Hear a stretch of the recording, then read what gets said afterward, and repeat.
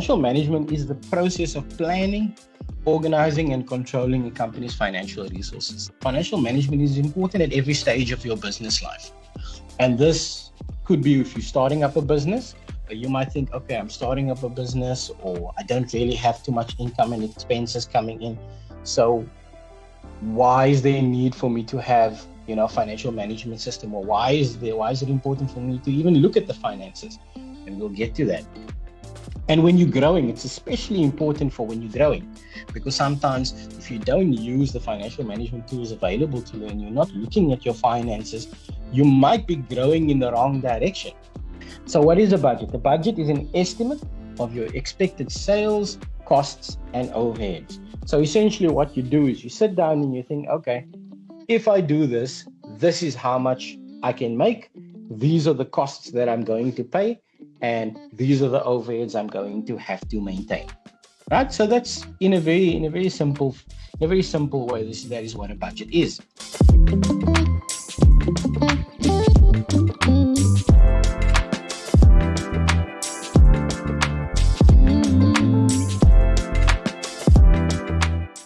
You for such a lovely welcome. Definitely so excited to be a part of this. The MyDoor family means a lot to myself and my team. I'm really glad to be here. Hi, everyone. As you know, I'm Kopano Moshwana, and I'm going to be your facilitator for this particular workshop. As he has mentioned, I've had the privilege of running a agency, but also 2 online businesses. So I got to really deal with different types of brands and really understanding the science of what it takes to actually build something from the ground up. What are some of the foundational steps that you need to consider when you're trying to build, a solid brand that would eventually then result into, brand loyalty, customer retention, and just overall improved brand perception. So I'm quite excited to be here today, and let's definitely get straight into it. So I think just for the sake of work, I will switch off my camera. I will switch it on again after the Q&A, after I've done the presentation. During the Q&A session, I will then switch it on for us to act. So let's get started. Thanks.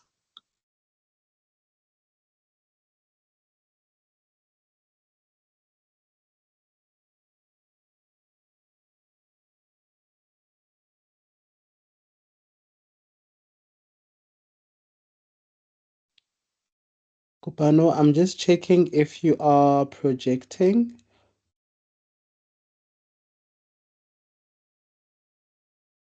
You are on mute, Kopano. I'm not sure if you can hear me.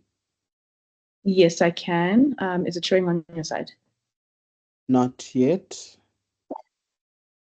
Okay, just give it a second.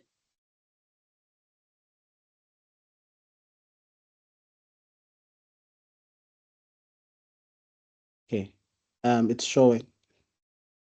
All right, perfect. So thanks again, ladies and gents. I hope you guys get to learn from me just through the journey that I've had. So as T has mentioned, the topic for today is brand building for small, medium enterprises.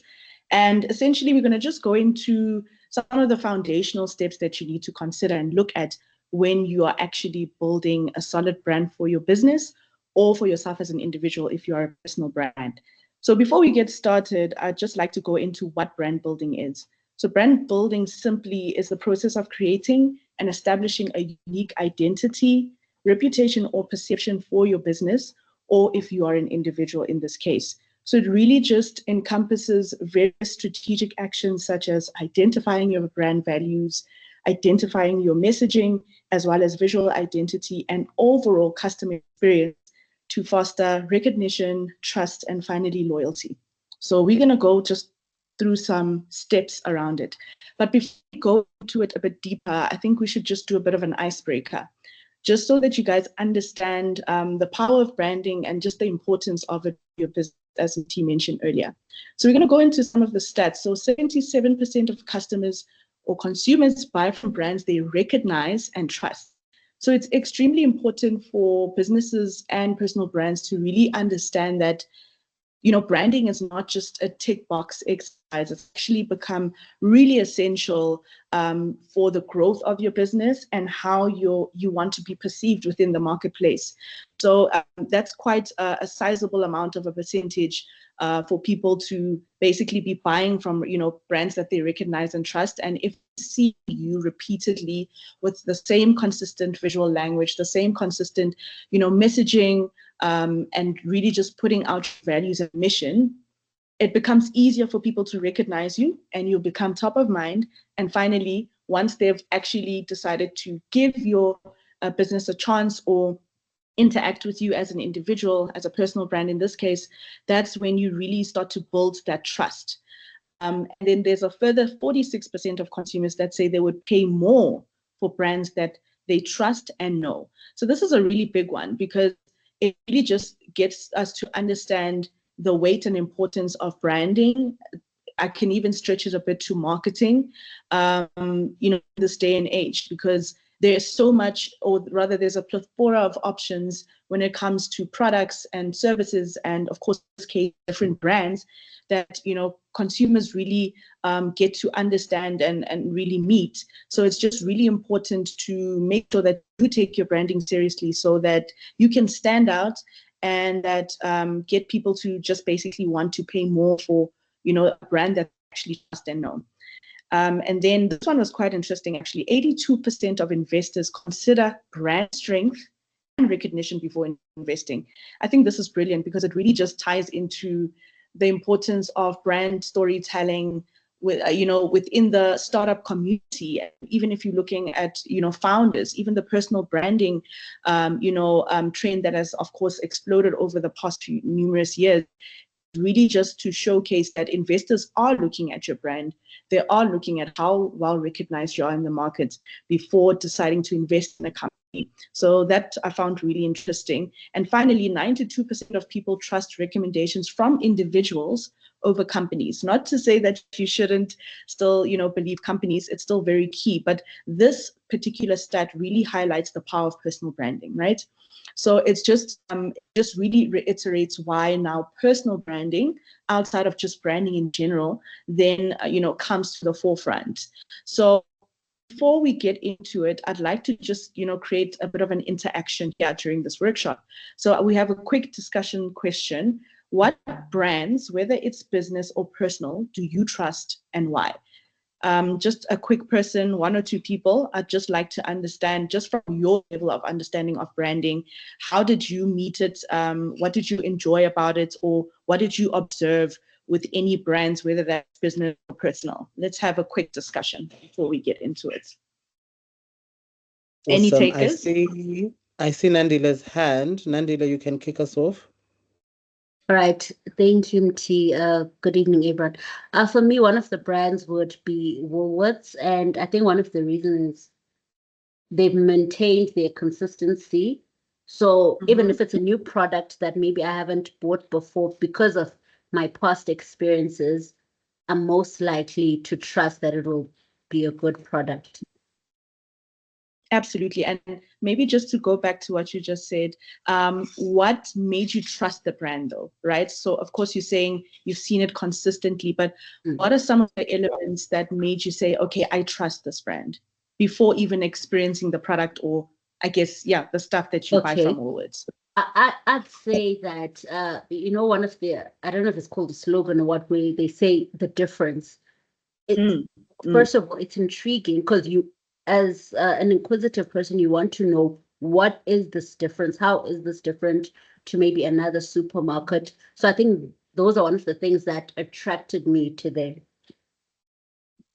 Beautiful. I'm so glad that you mentioned that. And this just goes back to branding, right? I think Woolworths never folded. They found who they were, and they found their audience and stayed consistent, right? And I think that's how you got to be convinced around what their value is in the marketplace. So it really just reiterates the importance of being consistent in your messaging, your values, and the mission of your brand, or essentially even the business, as to why it exists. So that's a great answer. Thank you so much. Pleasure. All righty. Is there any other hand, T, before we move on, or is it safe to move on? I see a hand from Phyllis and then Sizeka. So maybe let's start with Phyllis. Hi, evening. Yes, as I'm chewing away at Woolies, what is this? I'm a biltong. So I'm confirming, yeah, the quality and dependability. I wanted to mention in Nike, ne? I love Nike, and I think just objectively, maybe they don't have the best state-of-the-art sneakers, but because of what they represent boldness and courage. And I must just go, get it, whatever it is that I'm aspiring for. So I love the aspirational value of it. Yeah, so I'm a loyalist in Nike. Beautiful. And that's another element that we look at in brand building, which is the messaging, right? So they really tied into a brand story. It makes you feel a part of the journey, right? And if there's a story, it's so easy for you to relate to something. So once you relate to something, it's so much easier to then be loyal to that brand and eventually even buy the actual brand. You said, realistically, it's not the best sneaker, right? They could be better, but because of the story, that's literally why Nike is, Nike today. So that's a good one. Thank you so much, Phyllis. I saw a hand, which is probably the last one we're going to take. Sizeka, unmute. Yes, good evening, everyone.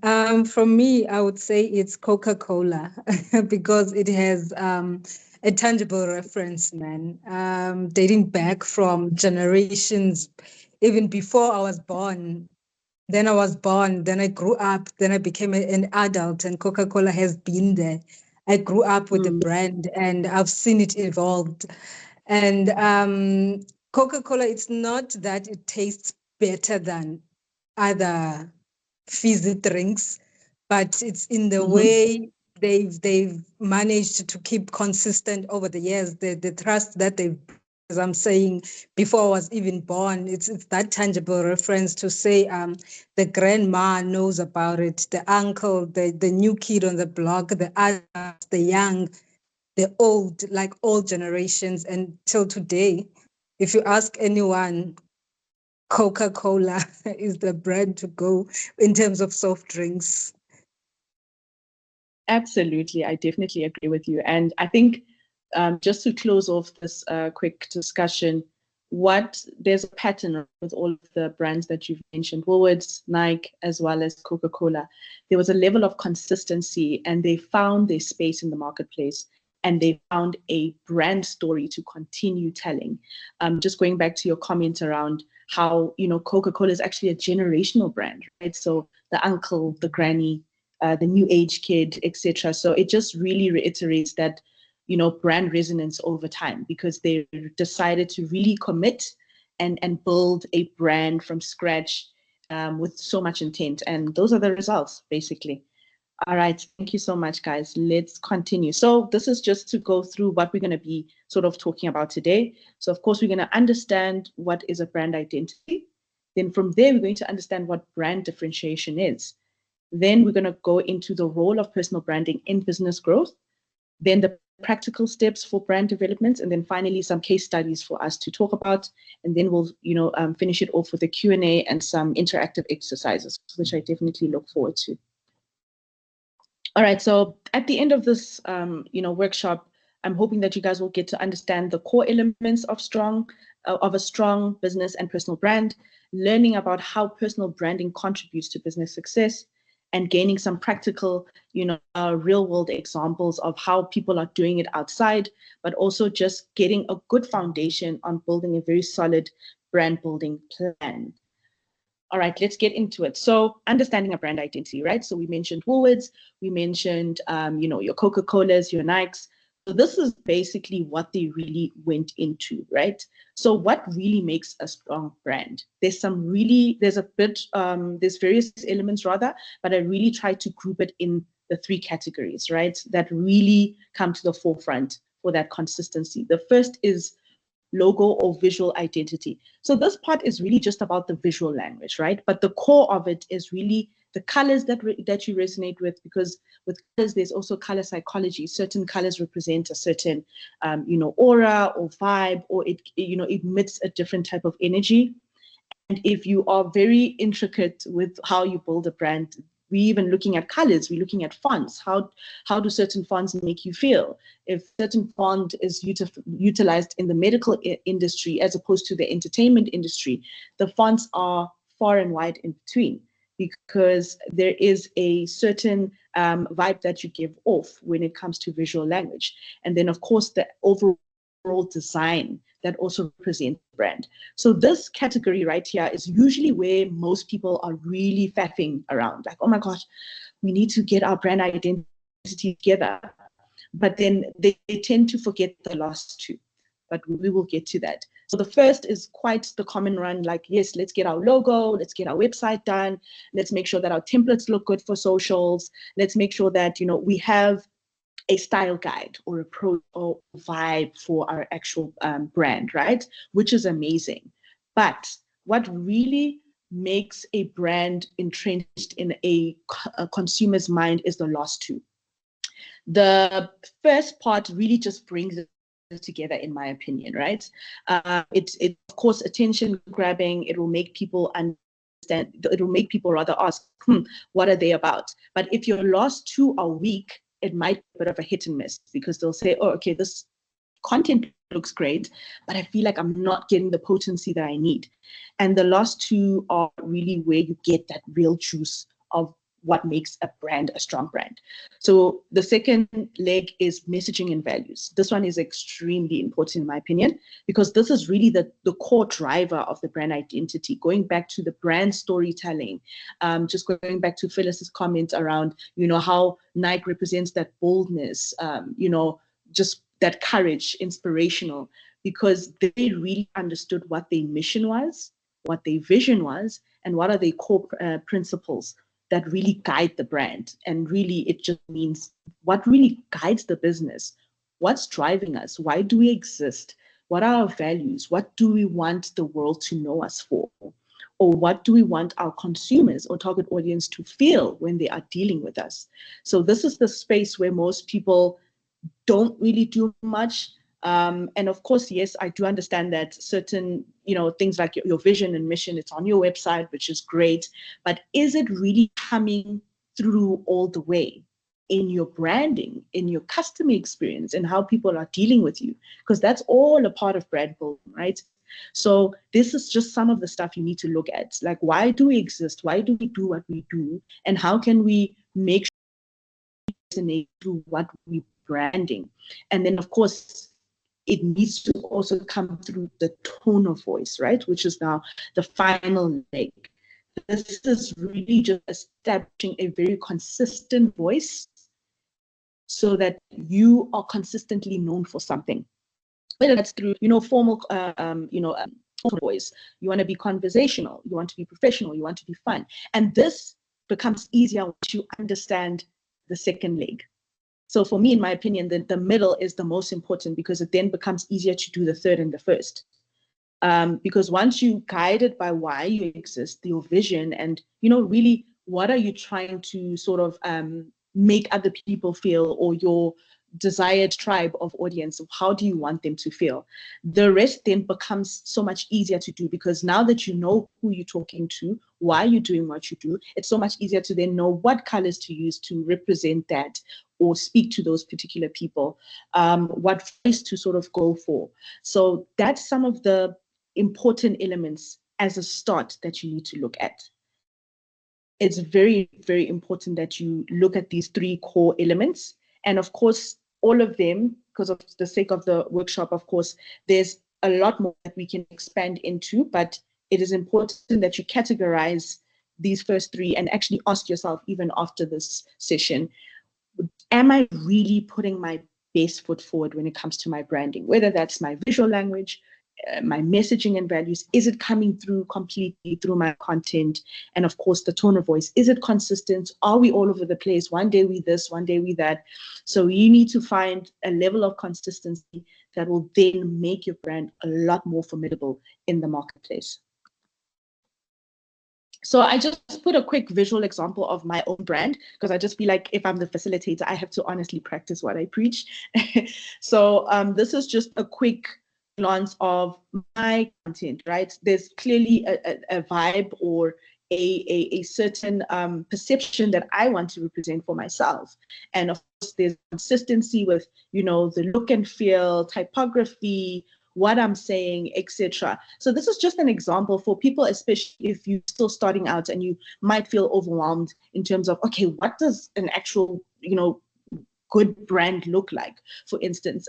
And quite simple, a good brand just understands why they're in the market, and they're going to be confident in really putting that message out there for themselves. And also then creating a consistent look and feel so that whenever somebody is scrolling, before they even read something, just from the colors and the vibe of the content, they can almost immediately say, oh, that's Kobano, or oh, that's Nike, things like that. So it's extremely important that you sort of consider that, right? So now once you've established the first 3 steps of, the visual language, your messaging values, and then tone of voice, now, once you've established that, it's going to be so much easier to do the brand differentiation exercise, right? And this is just mainly to identify what your unique selling point is.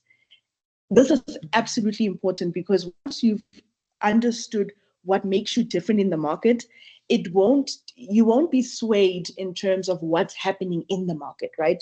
You would be very 2020 vision. You're just going to focus on what makes you guys different. This is absolutely important because there's so many brands out there, right? Consumers are extremely inundated with different options, but even with the options and the noise, it's like a noise of sameness, if that makes sense, right? So you don't want to into the marketplace and just copy everyone else. You need to understand what makes us different, because yes, I'm not the first, beverage owner, or I'm not the first clothing brand owner, So you need to look at what makes you different. And the only way you can really differentiate this truly is by analyzing competitors and also finding market gaps, right? Which brings us to our second point. It's absolutely important to understand, okay, who are the competitors in my space? And not because you're going to copy from them. And also, there is no original idea. It's more just to see the patterns. How are people receiving these competitors? What content, or from a branding market perspective, what are they doing? And how is their audience actually, reacting to that? And then you can even take it, do a deep dive rather, and take it further to say, what are some of the gaps though that I've noticed that they are not doing? And how can our brand maybe perhaps take, inspiration or even data from what they're doing and emulate it as our own brand, of course, uniquely done the way we want in our lens, so that that differentiation then can come across. And usually it comes through observing what the gaps are. Because once you observe the gap, then you know how you can come in, plus your own, makeup or magic that you have as a business brand or personal brand. And then third and final point, which I also think is extremely important, is creating a compelling brand story that resonates with your customers differently. This is important because, like I said, there's so many brands in the market and all of them sound the same. So there is this notion that if we don't show up in this way, then they'll probably not find us credible, or things like that. But there is so much power in just telling your brand story. And usually your brand story is why you exist. Just like Simon Sinek always says, start with the why. And it just makes so much sense, because if the why is in there, all our whys are unique to us. They're all not going to look the same. And that's when almost immediately that differentiation then becomes, inevitable for you. And once you share that, like I was mentioning earlier, once you share a story, relation just becomes, the next thing. And once someone relates to something, it allows the customer to sort of resonate with your brand a lot differently and more potently, because they see themselves in your story. And that's literally what marketing or selling.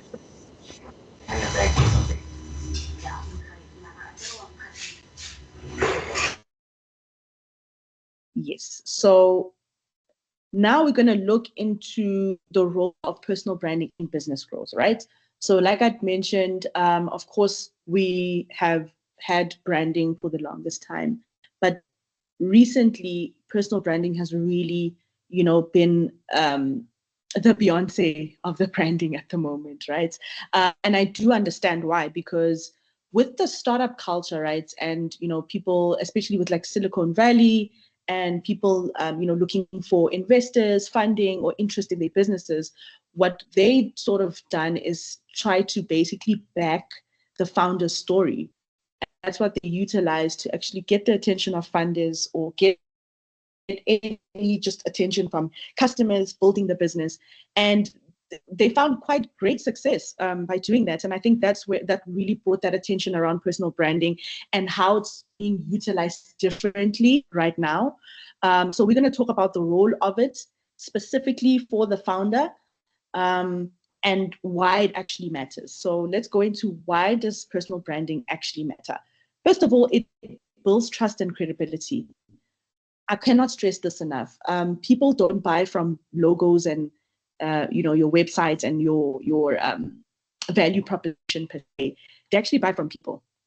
So the only way you can get people to buy from you is for them to trust you.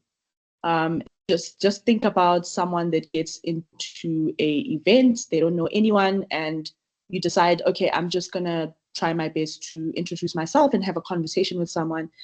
And it might seem a bit awkward at first, but the more you speak to them, the more they share more of themselves, the more comfortable you become, and you start to then build that trust. And then once trust becomes a thing, then you become more credible in that person's eye. Like, okay, I trust this person because I saw ABC throughout, their interaction with me, right? So personal branding, think about it as a very intimate interaction with your consumer base, or even an intimate interaction with you as the founder by sharing your story and why you built the business that you built.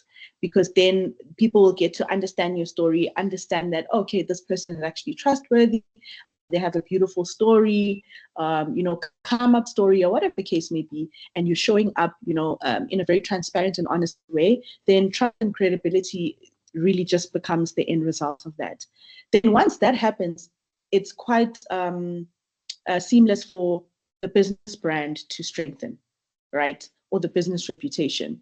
So the benefit of also putting yourself out there as a founder or creating a personal brand, or at least just really putting yourself in the forefront as the founder, is you get to also then strengthen the business reputation, because if they love Kopano, then they will love KPRM and they will love Sorted because they love Kopano, right? That is why personal branding is so key today.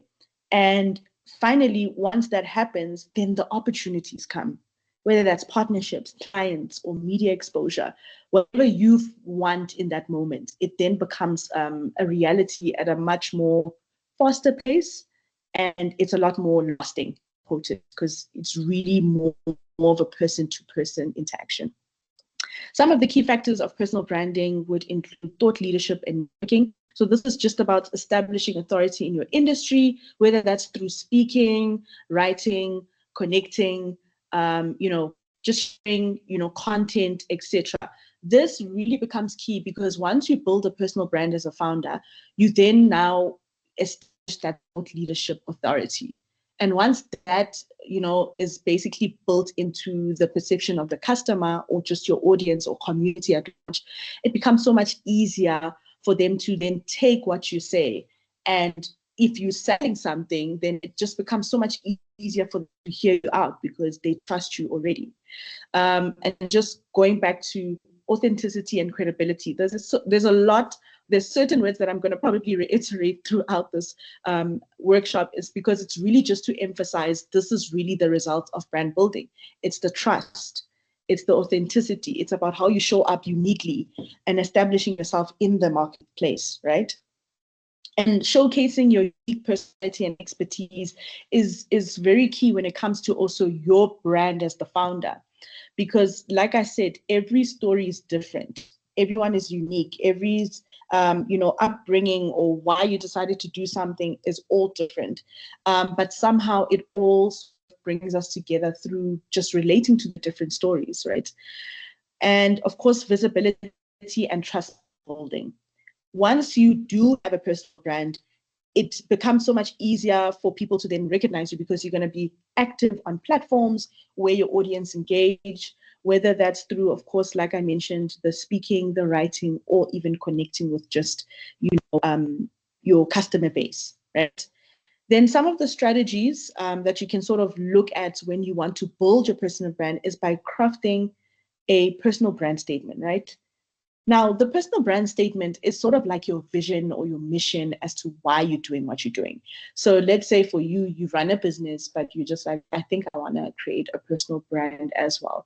But then you have to ask yourself, what would be the role of the personal brand for the founder? What is your statement on that? Yes, quite obviously, you want to build the business brand too. But then what is the difference with you putting yourself out there as founder and, of course, the business brand thereof? So it's a very thin line, but you need to sort of understand how you separate the two.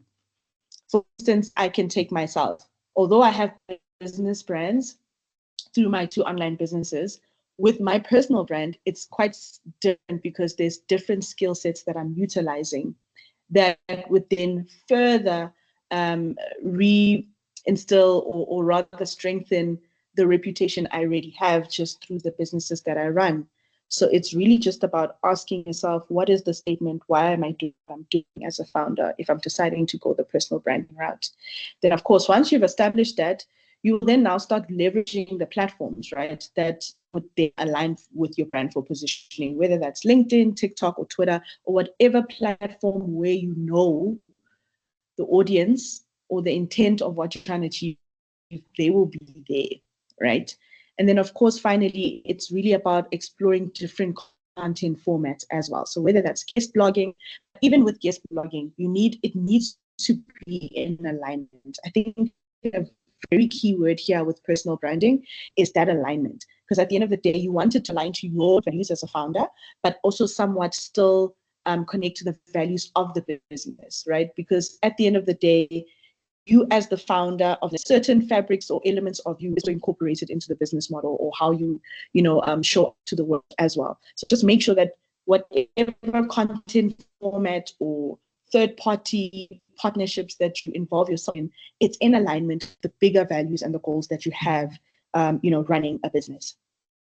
So yes, like I mentioned, guest blogging, podcasting, and public speaking. So just reiterates the point I just made. Now we're going to go into, of course, the practical steps of doing this, right, for brand development. So, of course, number one, you have to establish consistency. Going back to the last lady that mentioned the comment around Coca-Cola, she kept saying consistency, right? So, of course, you need to make sure that the visual language is uniform across all platforms, making sure that when you're creating a certain visual language, people easily recognize you. Because once you do that, it really then maintains a consistent brand voice and messaging, like I had mentioned, but overall, just the brand itself as well. You need to make sure that you are remaining consistent, right? Because the only way you can be known for something is by doing it repeatedly. And if you don't do that, then people will never really know the true value of what you're doing. Then the second leg would be the storytelling and content marketing. So here it's really about sharing your brand's journey, mission, and challenges, especially challenges. So I know it might sound weird, but when I say challenges in a brand story, it's just like the journey, right? What it took to get to where you are, because it's in those challenges or the journey that you create those emotional connections. And as we know, the best marketing is emotional. It really hits at your heartstrings, right? In order for you to then,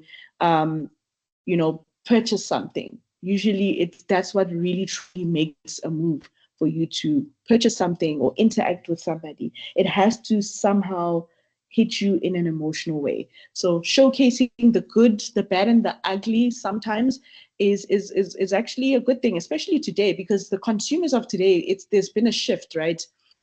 It's a lot more raw, it's more authentic. And even if we're looking at the clients of tomorrow or future clients, that's the millennials, the Z's, the alphas, they interact with content a lot differently. So it's basically forcing a lot of brands to sort of think about things that really matter, or also just putting themselves out there more raw, more authentically. So I think it's really important that that's also, just a point to consider. And then, of course, utilizing testimonials and case studies to highlight success.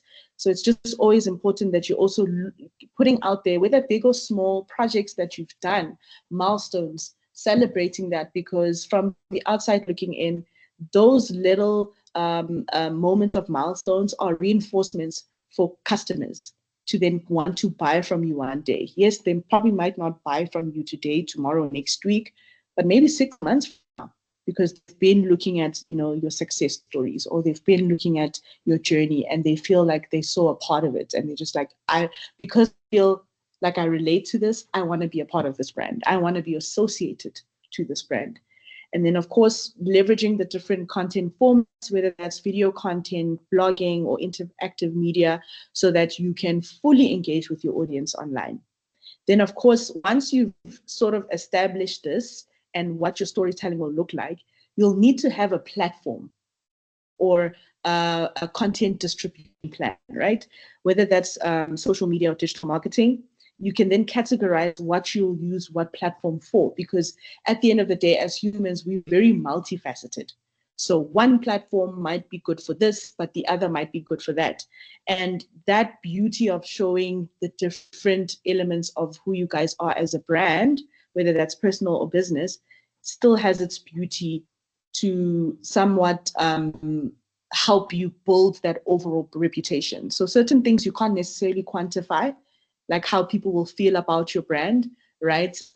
These are just some of the elements in terms of how you can actually build that. So for instance, utilizing LinkedIn for professional networking and authority building, which makes a lot of sense because of the market that's there. Then maybe you want to show a bit of personality or just engage in a different way. You would maybe utilize TikTok or Instagram for engaging in short form content.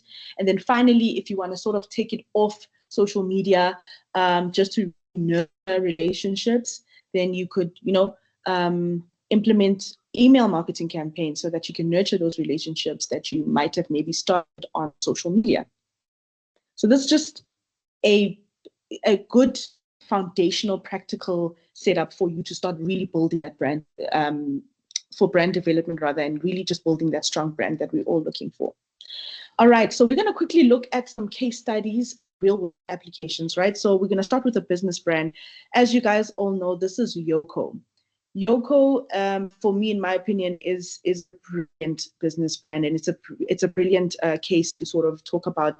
First of all, their visual language and identity has always been consistent. You know Yoco with the blue, you know them with this font. They've been very consistent with that. So even before you read something or you're scrolling online, you already have this immediate like, oh, this is a Yoco post, right? So I think it's just a really great example of what I'm basically talking about. And with their messaging, it's very consistent about supporting the underdog and the entrepreneurship community. As you see here, this was a really great campaign that they did, just basically talking about being brave with Yoco, right? So brave businesses run with Yoco, and they basically go into the different stories of these entrepreneurs and really engulfing themselves into the entrepreneur's world. And that type of content is brilliant because another upcoming entrepreneur looking at that will want to buy a Yoco machine because it's so heartfelt, it's compassionate, it's empathetic, right? And they're just like, wow, they actually understand me. I for once I feel, seen, I feel heard. And that's when it's so much easier for them to say, oh, I'm getting a Yoco machine because I just love their content and I just feel like it speaks to me as a small business, right? And then they have this section that I took a screenshot of on their website where they have this campaign called Run It with Yoco. And this is basically a section where they go into the different companies that utilize Yoco machines and sort of sharing their story. But you know what makes it so brilliant is that, first of all, in two ways. Number one, they are subtly selling the Yoco product, right? Not in an aggressive way, number one. Number two, they're utilizing their platform or their brand as a launchpad or platform for other entrepreneurs to grow. So for me, from the outside looking in, I think it's absolutely brilliant. So I thought it is a really great example to sort of speak about, and I think they're doing a splendid job. Then we go into the personal brand. So as you guys know, I think some of you probably in the room already know this lovely lady.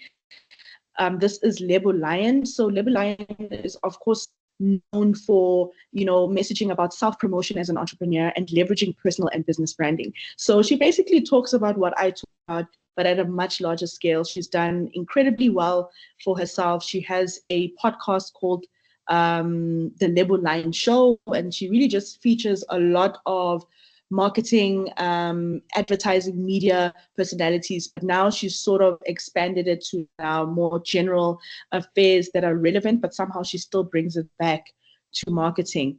So of course, her content is a little bit more consistent on the podcast show, but her as a personal brand, as much as she may not necessarily have a consistent look and feel, but she has a consistent style and content approach. You can almost immediately say, okay, yeah, that's definitely Lebo Lion. Before you even get a good look, you will already tell. And her tone of voice is very engaging. It's relevant because she talks about relevant stuff and sort of try bring it back to marketing or branding in some sort of way. Conversational, quite obviously, because of the podcast element, and of course it's authentic. She's really remained who she is, and people love her, and I think she's a really great example of a thriving personal brand. And I think, yeah, people will definitely learn quite a bit from her from that standpoint. All right, before we get into the brand exercise, is there any questions?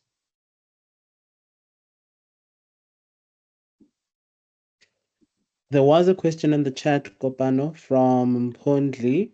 I think it was to an earlier point you made, but Pondli was asking, why do we associate a high price of a brand with quality? Is this necessarily true? No, it's not. So, in certain elements, yes, it is, but most of the time, the product is actually not that great. But because the branding and the experience and how they put themselves out there, it really works in their favor, especially for perception. And because of that, they then have the advantage to then price it a lot higher and still get people to want to purchase. Because if we're going to be honest, a lot of brands, or even the reason why we buy products, it's not really about price. It's really about association. It is about more of the, how do I say this? I'm trying to find the word. Oh geez, it ran away. But it's basically like how status. There we go. So it's about status. It's about, the affiliation to something that's great, right? So it actually has a lot to do with the ego. And that's why, luxury brands actually exist. There was a story once about a guy actually that worked for the company for that handbag, very expensive handbag. It's a Birkin. So probably the younger generation is more accustomed to it. And he was basically talking about the real price to make a Birkin and how much it actually is in retail. And it's a huge difference. And that's just a great example of what I'm talking about. It's really about how you brand it, what you say, and your visual language, your messaging, and being consistent in that. So if you're gonna go high-end luxe, then it's high-end luxe, even though it maybe costed a couple of hundreds to create the handbag. But if I'm saying it's luxe, you're gonna believe it, and I'm gonna then price it a lot higher.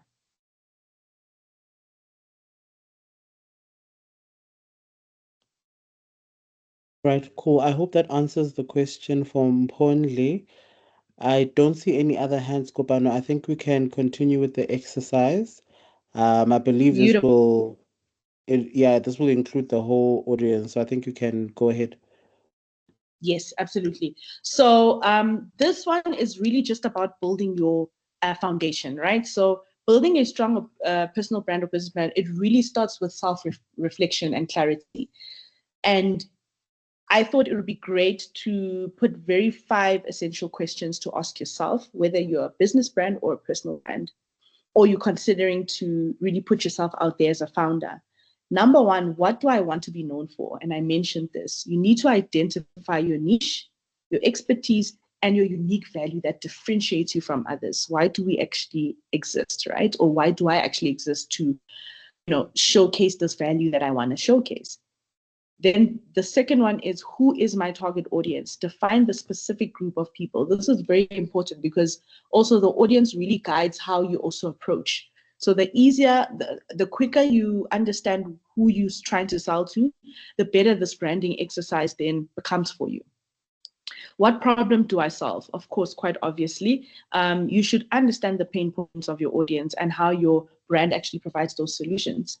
Number 4, how do I want people to feel when they engage with my brand? This one's also really important because branding is about perception, and that's the intangible. You can't necessarily touch it, but you can feel it, right? So determine the emotions and experience you want to create when you are dealing with your brand. And this goes even beyond online, guys. It's even offline. What customer experience are you actually creating in order for all of that to come together? So whether that is even them coming to your office, what vibe do you get? What do they get when they get into your store or to your office? Are you warm? Are you welcoming? Are you really intentional? Do you make them feel like they're the only customer there? Those are type of the things that also feed into branding and why people keep coming back despite you changing your prices. And what is the long-term vision? So set very clear goals for your brand's growth, impact, or positioning as well over time. So I'm going to give you guys, I'd say, I know we're a bit pressed for time. I'll give you guys just 5 minutes, if that's okay, MT, for them to sort of just have a think. And then if someone is confident enough to answer, I'd appreciate it just so that you get to understand how you can at least start this brand building journey for your businesses. Sure. I think just to maximize on time, maybe we can go through whoever volunteers, we can go through each question and maybe they can try and answer it as well. I don't know. Are you happy with that approach? No, that's absolutely fine. I'm happy with that.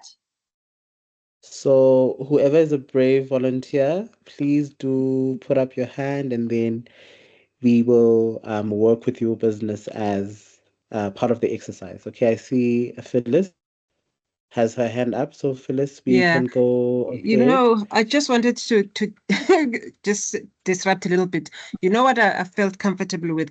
Maybe answering one of the questions and maybe allow somebody else to answer another part. I don't know if that will mess up with the plan, just to allow for, for less anxiety because I'm now feeling like I want to answer some. I don't want to answer everything. No, it's fine. Actually, that's even a better idea due to time. I think whatever you guys are comfortable in answering, that's absolutely okay. You can do it. And also, guys, there's no wrong answer. Every brand is different. This is just really an exercise for you to start really looking at your business brand or your personal brand differently. That's it. Okay, cool. Phyllis, I think you can go ahead and answer, your desired question. Then we'll move on to Nandile and Sizeka. Yeah, so for me, maybe I'll answer the first one. My target audience is executives, but I wanted to say I want to be known for providing unique neuroscience tools for executives to make optimum decisions for themselves. Beautiful, short and sweet. Clearly, you've studied your market and you understand why you're in the market. So that's great. Thank you. Thank you, Phyllis. Nandile, you can go ahead. All right, thank you, T. I'm going to answer this, but also it's something that I definitely have not nailed down. There's still a lot of work that I still need to do. But I'd say that what do I want to be known for? Providing convenience to our clients through food solutions. So that's something we want to be known for. And from our stats, our target audience are mostly professionals, people who tend to not have issues when it comes to money. And then in terms of what is it? How do I want people to feel when they engage with my brand? One, I want them, how do I put this?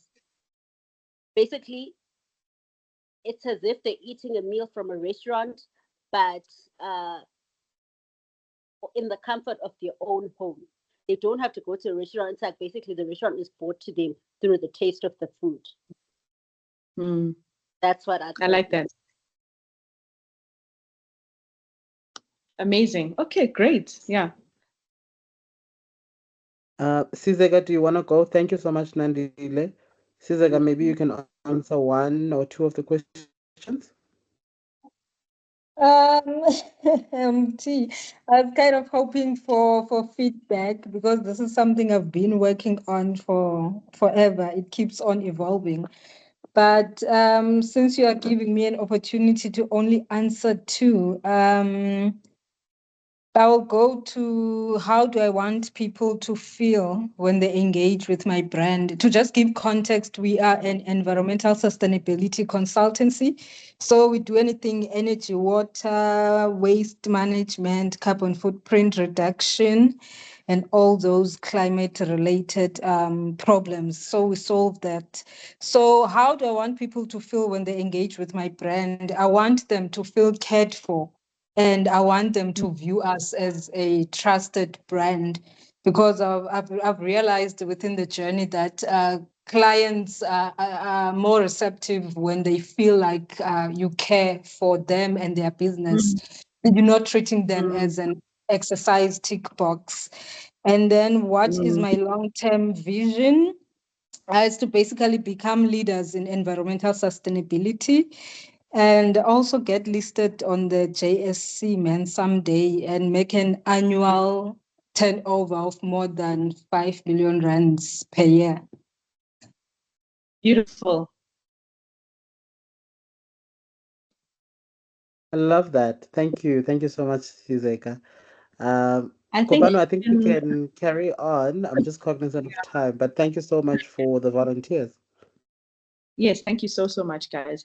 But the whole point of this exercise is with this one, you don't have to answer, guys, just for the sake of time, but we'll quickly get into it. But the sake of the first exercise, it's just important because it then also challenges you as a business or personal brand. Why am I doing what I'm doing? Because if it's not in alignment and it's not in something that you really want to be doing or what you call to be doing with your business or your personal brand, it will really become so tedious for you. So these exercises sort of force you to really think, okay, what's our brand? Like, why do we exist, Because then once you do that, that's how you then become a Coca-Cola. That's how you become a Woolworths, because they do these exercises and they understand this is where we want to be in the market and we're not going to compromise. And this is what we're going to be doing. Now, for some people that already have an existing brand, which I'm assuming is a lot of you, this is just a quick brand audit. It's just to assess your strengths and some of the areas where you could improve. So just some of the questions would be, what are your brand core values? Going back to the core elements I mentioned, who's your ideal audience? What makes your brand unique? Is your brand message clear and consistent? I really love the part that the consistent side. Sometimes a message can be clear and you understand this is what we want to be known for or things like that, but are you consistently saying that message in different ways, right? And I know that's a bit difficult. And how do people perceive your brand? And what's one area you need to improve almost immediately? So maybe we can get one or two people and then I think we can close it off and see. All right, cool. I think similarly to the other one, maybe they can answer one or two. Yeah. If there's a volunteer, okay, Kolani, you can go ahead.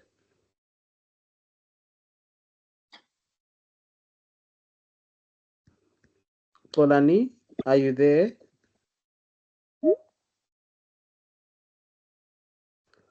Am I the only one who can't hear Kolani?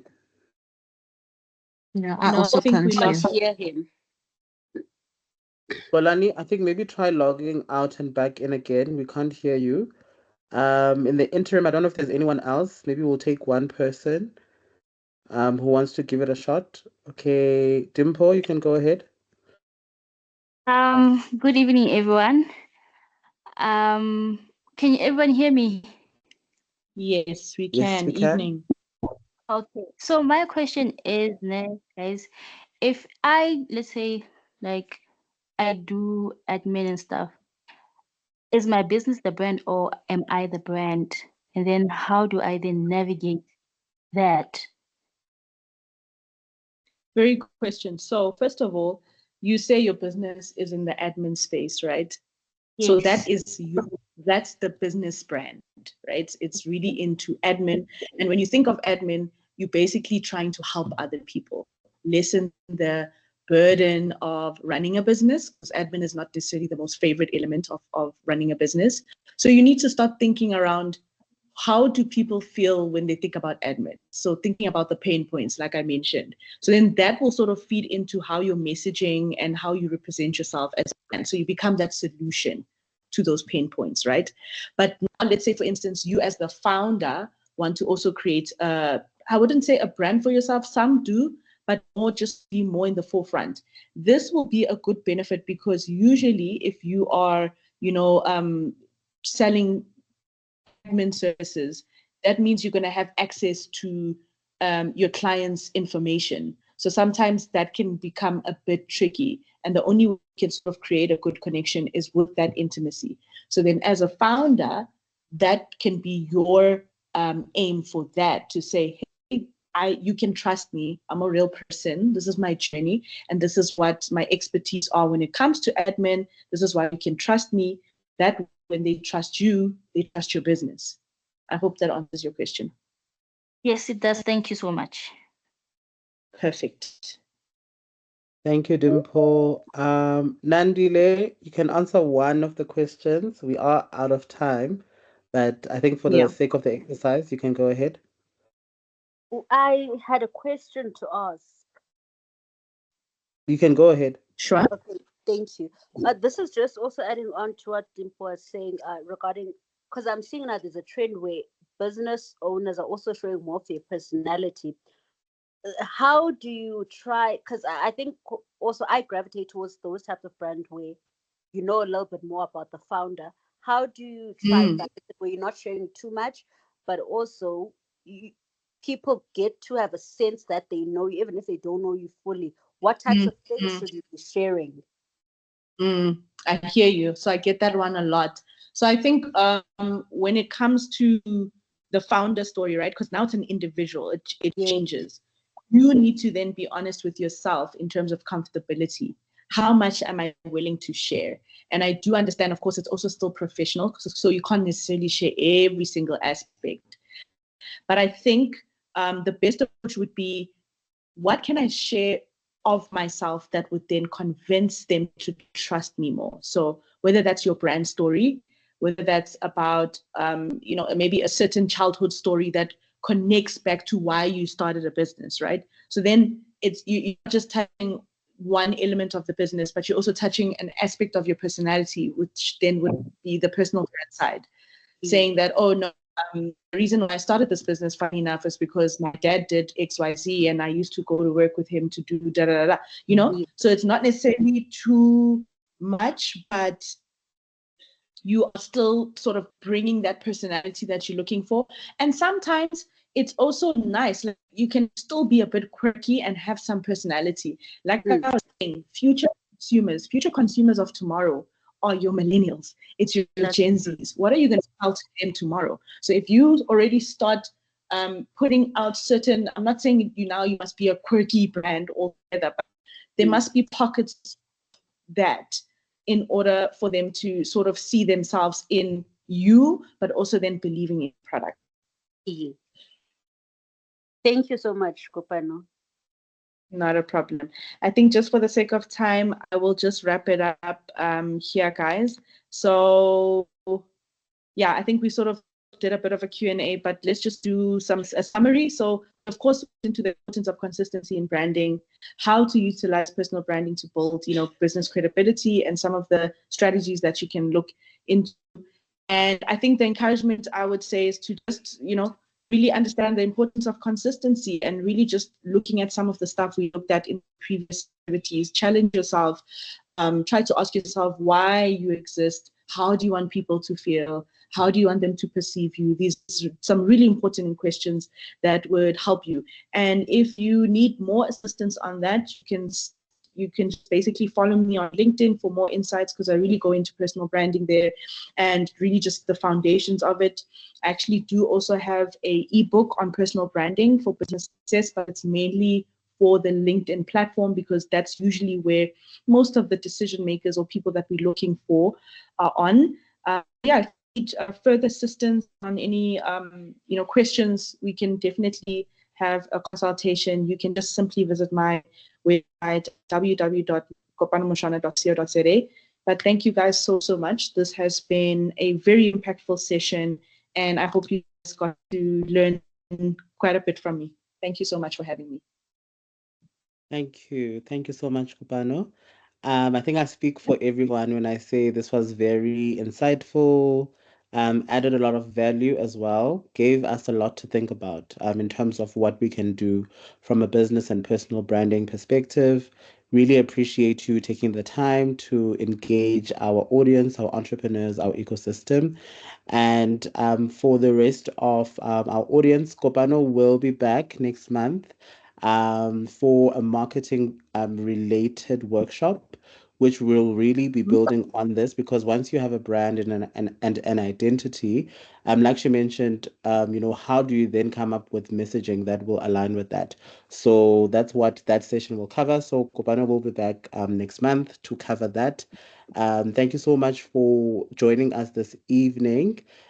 Just an announcement, as you have seen on our digital platforms, we have an event coming up in June called Popcorn and Pitch.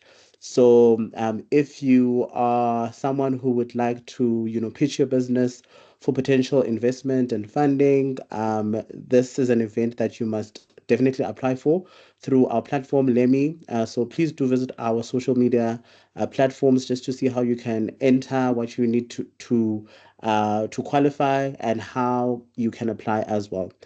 Thank you so much, everyone, for your time. This session was recorded. We will upload it on the Lemmy app tomorrow afternoon, so that you can go back to refer back to anything that maybe you felt like you didn't understand properly, or you want a refresher on as well. Otherwise, I'd like to wish everyone a lovely evening and an amazing weekend ahead. Thank you so much. Thank you so much, guys. Thanks, Mti and the team. Thanks, Kopano. Good night, everyone. Good night.